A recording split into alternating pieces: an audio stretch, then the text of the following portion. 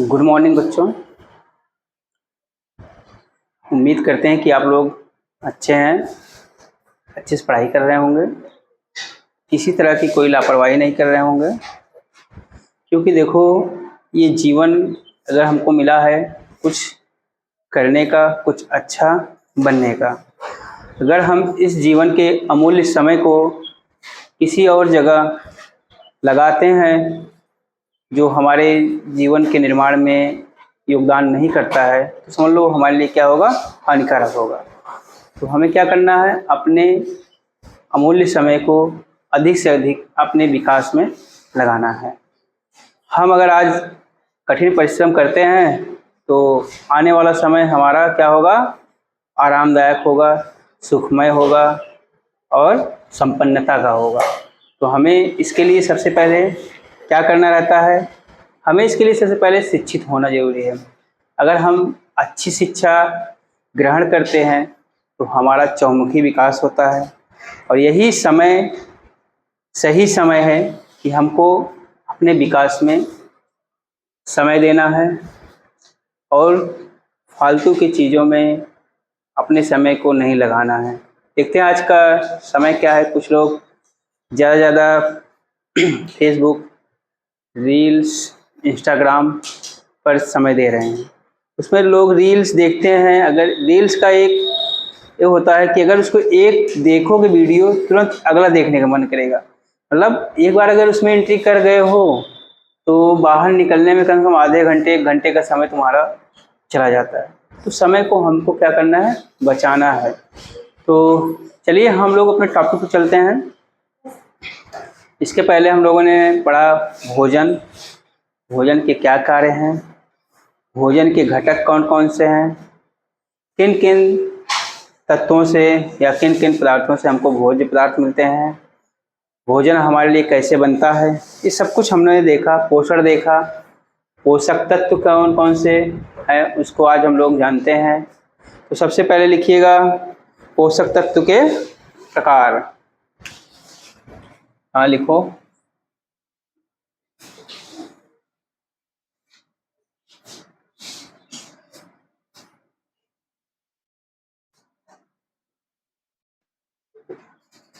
देखिए, पोषक तत्व जो हमारे शरीर का क्या करते हैं, पोषण करते हैं, वृद्धि एवं विकास में सहयोग करते हैं। यदि ये पोषक तत्व हमारे शरीर में न रहे तो हमारे शरीर का विकास उचित क्रम से नहीं हो पाएगा। समझ रहे हो? अगर ये पोषक तत्व हमको सही समय में संतुलित रूप में न प्राप्त हो तो हमारे शरीर का विकास क्या हो जाएगा, अवरुद्ध हो जाएगा, कुपोषित हो जाएगा, शरीर कमज़ोर हो जाएगा, रोगग्रस्त हो जाएगा। ठीक, तो इससे हमें क्या करना है, सबसे पहले हम पोषक तत्व के बारे में जानते हैं, ये कौन कौन से हैं और इनका हमें कितना सेवन करना है, कितना नहीं करना है, ये भी जान लो। अगर इनकी अधिकता होती है तब भी हमारे शरीर को हानि पहुंचाती है। अगर इनकी अधिकता होती है हमारे शरीर के लिए क्या होते हैं, हानिकारक होते हैं, और कमी होती है तब भी ये हमारे लिए हानिकारक होते हैं। तो हमको क्या करना है, पोषक तत्व को एक बैलेंस क्वांटिटी में लेना है जिससे शरीर की आवश्यकताएं जो हैं वो पूरी होती चलें। तो सबसे पहले देखते हैं हमारा क्या है, कार्बोहाइड्रेट। लिखते चलो, कार्बोहाइड्रेट।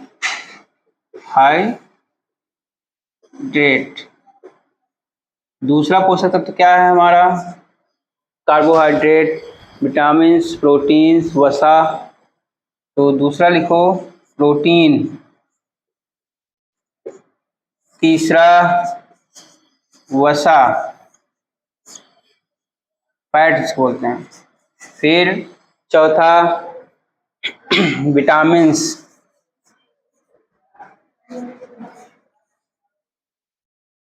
पांचवा खनिज लवण, खनिज लवण। छठा जल एवं रेशे।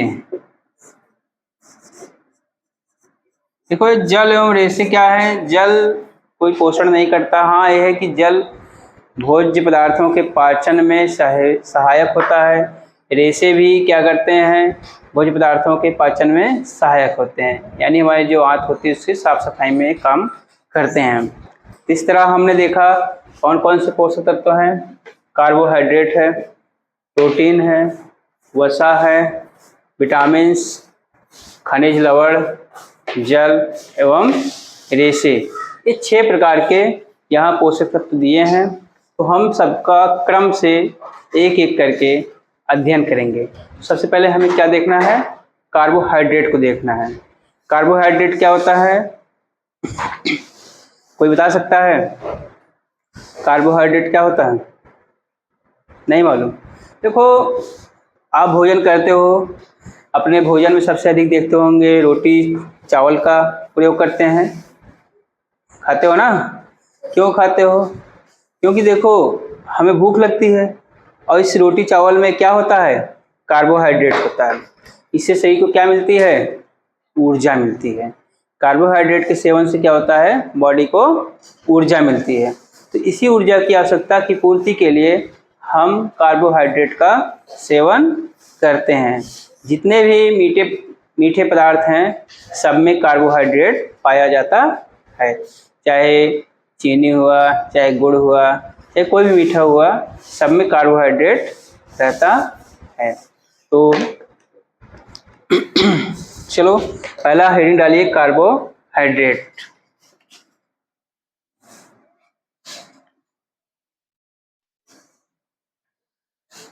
हम लोग लिखते हैं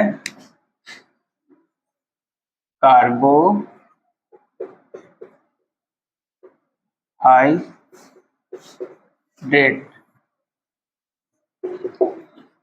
कार्बोहाइड्रेट क्या है, एक कार्बनिक पदार्थ है। कार्बोहाइड्रेट क्या है, एक कार्बनिक पदार्थ है। देखते चलो, यह एक कार्बनिक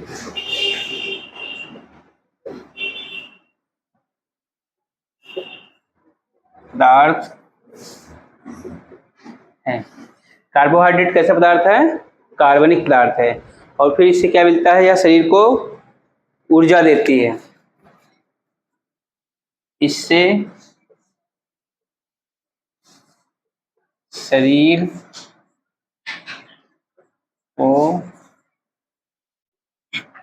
ऊर्जा प्राप्त होती है। तो कार्बोहाइड्रेट सेवन से क्या होता है, शरीर को ऊर्जा प्राप्त होती है। अगर हम कार्बोहाइड्रेट खाते हैं तो हमारे शरीर को क्या मिलता है, ऊर्जा मिलता है। और किससे किससे मिलता है शरीर को, देखो कार्बोहाइड्रेट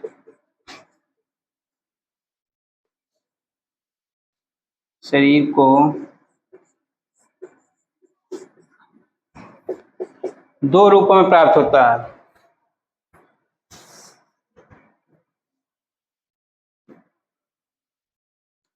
दो रूपों में प्राप्त होता है। पहला क्या है, मंड या स्टार्च। मंड अर्थात स्टार्च।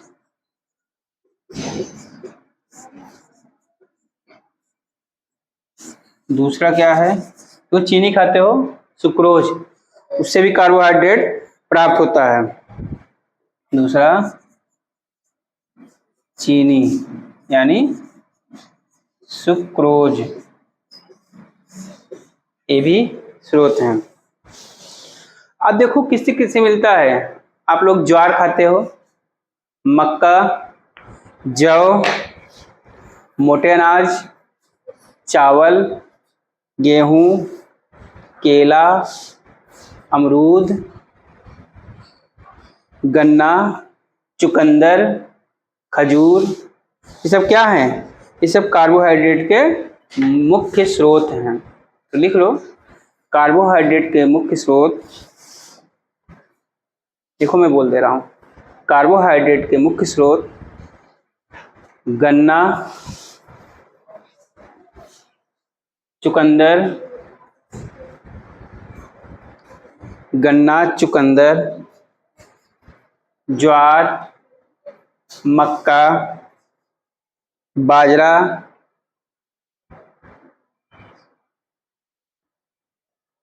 मोटे अनाज तथा चावल, आलू, केला, अमरूद आदि हैं। इन सबसे क्या मिलता है? कार्बोहाइड्रेट मिलता है। इन सब भोज्य पदार्थों से क्या मिलता है? कार्बोहाइड्रेट मिलता है। गन्ना हो गया, चुकंदर हो गया, केला हो गया, अमरूद हो गया, और के जो मोटे अनाज हैं इसको मिलेट्स बोलते हैं। क्या बोलते हैं इसको? मिलेट्स। आज की सरकार जो है, वर्तमान गवर्नमेंट जो है, क्या कर रही है? ये मोटे अनाज को बढ़ावा दे रही है। क्या कर रही है? मोटे अनाज को बढ़ावा दे रही है। देखो मोटे अनाज क्या होते हैं? सुपाच्य होते हैं, सुपाच्य होते हैं और पौष्टिक होते हैं। सुपाच्य का मतलब होता है अच्छे तरह से क्या होते हैं? हमारे बॉडी के अंदर जा करके क्या होते हैं? डाइजेस्ट हो जाते हैं, अच्छे से उनका पाचन हो जाता है और उनसे पोषक तत्व अच्छी मात्रा में प्राप्त होते हैं। अगर आप जंक फूड खाते हो, पेट तो भर जाता है लेकिन आपका स्वास्थ्य जो है दिनों दिन क्या हो जाता है? खराब हो जाता है, मोटापे के शिकार हो जाते हैं। ठीक है। और कार्बोहाइड्रेट क्या होते हैं? स्वाद में मीठे होते हैं। लिख लो, स्वाद में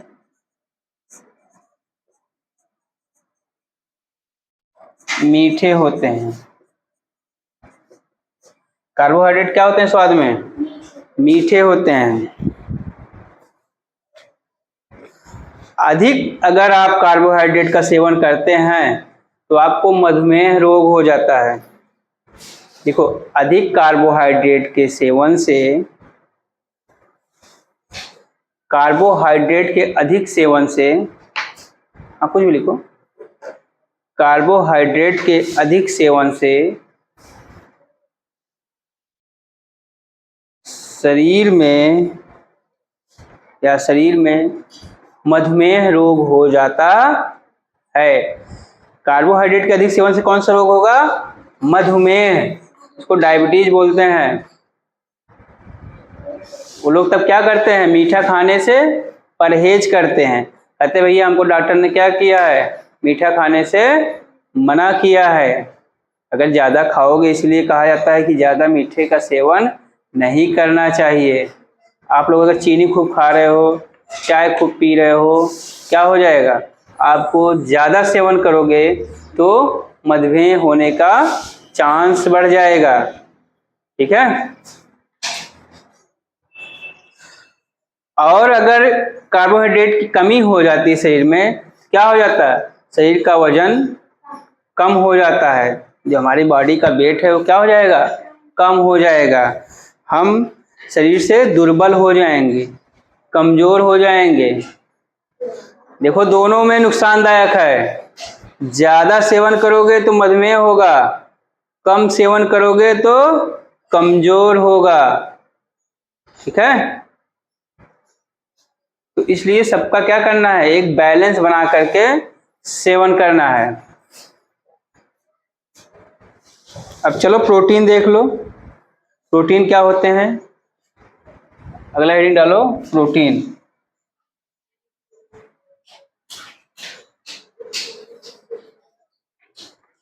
प्रोटीन, इसका नाम है बॉडी बिल्डिंग का कार्य करना। प्रोटीन देखो, ये भी हमारे शरीर को बहुत ही आवश्यक है। जिस प्रकार कार्बोहाइड्रेट आवश्यक है किसके लिए? ऊर्जा के लिए। तो प्रोटीन किसके लिए आवश्यक है? बॉडी बिल्डिंग के लिए, यानी शरीर के निर्माण के लिए, शरीर की मांसपेशियों के निर्माण के लिए। अगर प्रोटीन की कमी हो जाती है शरीर में तो हमारी मांसपेशियों का निर्माण अच्छी तरह से, यानी अंगों का विकास नहीं हो पाता है। ठीक है। और भी ध्यान दीजिए, इससे जो होता है रोग प्रतिरोधक क्षमता कम हो जाती है, हम जल्दी जल्दी बीमार होने लगते हैं। ठीक है, प्रोटीन सबसे अधिक किसमें मिलता है? सोयाबीन में, दालों में। प्रोटीन सबसे अधिक किसमें मिलता है? सोयाबीन, दालों में, अंडे में, मांस में, मछली में, इन सब में क्या है? प्रोटीन की मात्रा अधिक होती है। दूध भी पीते हो, दूध में भी प्रोटीन की मात्रा पाई जाती है। इसलिए कहा जाता है प्रतिदिन आप लोगों को, अभी बच्चे हो तो आप लोगों को क्या करना है? 1 गिलास दूध का सेवन करना चाहिए। 1 गिलास खाना खाने के आधे घंटे बाद, 15 मिनट बाद 1 गिलास दूध को पी लेना चाहिए। उससे हमारे शरीर में क्या होता है? जितने पोषक तत्व हैं सबकी ज़रूरत पूरी हो जाती है। क्यों? क्योंकि दूध को देखो एक संतुलित आहार भी माना गया है। क्यों माना गया? क्योंकि इसमें सभी पोषक तत्व एक अच्छी मात्रा में उपस्थित होते हैं। देखो, प्रोटीन एक जटिल कार्बनिक पदार्थ है। प्रोटीन एक जटिल कार्बनिक पदार्थ है।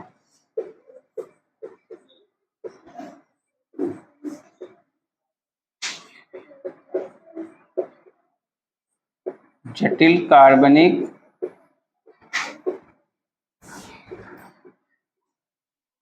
पदार्थ है। कैसा कार्बनिक पदार्थ है? जटिल। ठीक है,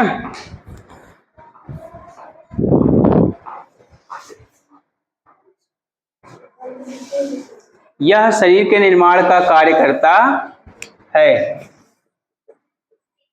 यह शरीर के निर्माण का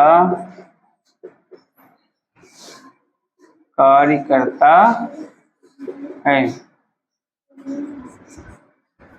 देखते चलो, इसके मुख्य स्रोत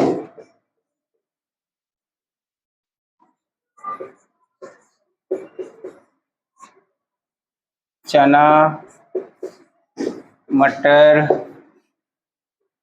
मूंग, मसूर। मूंग की दाल खाए हो ना? मसूर,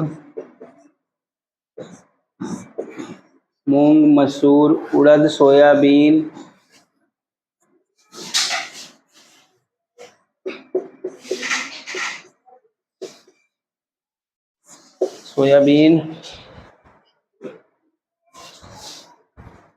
इत्यादि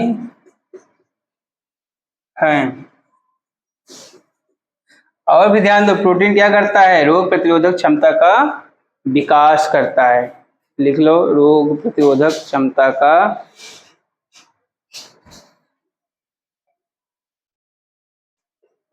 प्रोटीन रोग प्रतिरोधक क्षमता का विकास करता है। समझ गए? रोग प्रतिरोधक क्षमता का विकास कौन करता है? प्रोटीन करता है। प्रोटीन त्वचा, रक्त, मांसपेशियों तथा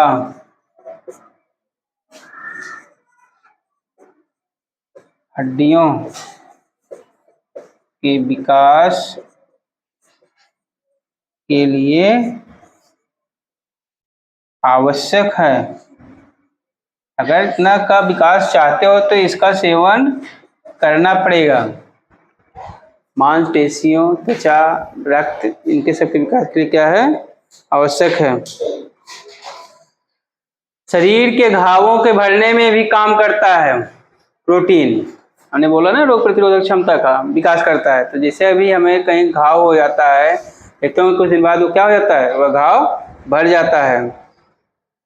और विभिन्न प्रकार के कीटाणु, जीवाणु से हमारे को, जो हमारे शरीर में जो रोग उत्पादक हैं, उनसे क्या करता है? दूर रखता है। अगर हमारी रोग प्रतिरोधक क्षमता कमजोर है तो हम क्या होंगे? जल्दी जल्दी बीमार होंगे। अगर हमारा जो शरीर है उसकी रोग प्रतिरोधक क्षमता कमज़ोर है तो हम क्या होते हैं, जल्दी जल्दी बीमार होते हैं, हमारा खर्च बढ़ जाता है। जो हमें अपने बच्चों के विकास में लगाना है वो हमें किस पे लगाना पड़ जाता है, उनके इलाज में लगाना पड़ता है। इसलिए कहा जाता है अच्छी भोजन लीजिए, अच्छे से शरीर का विकास हो, मानसिक विकास होगा, शारीरिक विकास होगा, उसके साथ साथ आपका सामाजिक विकास भी होगा। आते हैं वसा पे, इसको इतना नोट कर लो। तो इतना नोट करो, फिर अगली कक्षा में हम वसा को बताते हैं, विटामिन बताते हैं, खनिज लवण बताते हैं, रेशे बताते हैं, क्योंकि एक ही कक्षा में अधिक पढ़ा देने से आप लोग बोर हो जाएंगे। इसलिए थोड़ा थोड़ा पढ़ो और अच्छे से आगे बढ़ते चलो, और जितना पढ़ाते हैं उसका रिवीजन करते चलो, ठीक है। तो आज की कक्षा हम यहीं पर समाप्त करते हैं, फिर अगली कक्षा में फिर मिलते हैं पुनः।